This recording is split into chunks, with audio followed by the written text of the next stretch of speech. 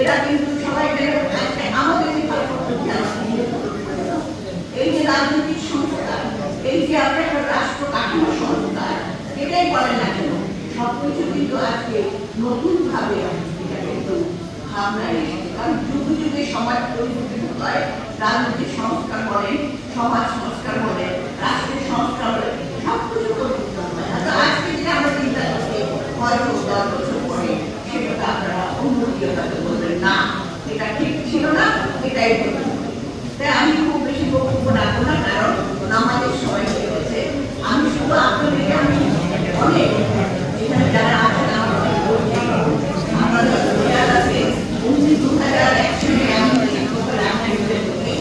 তখন আপনাদের experimental form একশালা, চিত্রশালা সবকিছু বন্ধ ছিল, সেটাও ছিল দুর্নীতির কারণে।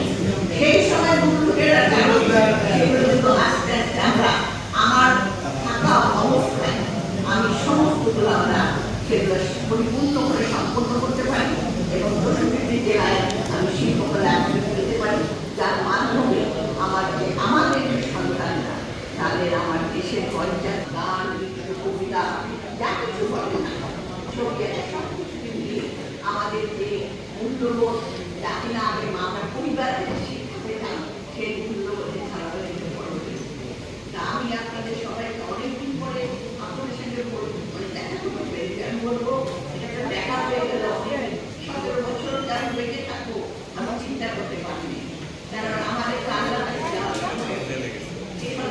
পরে আপনাদের সঙ্গে আমার দেখা হলো। আমাদের সবাইকে আগামী দিনের এই সংকট উত্তরণের জন্য আপনারা কাজ করে যাবেন।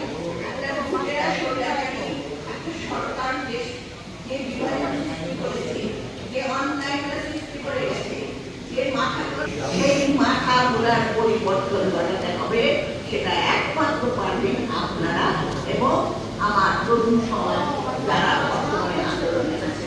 ধন্যবাদ।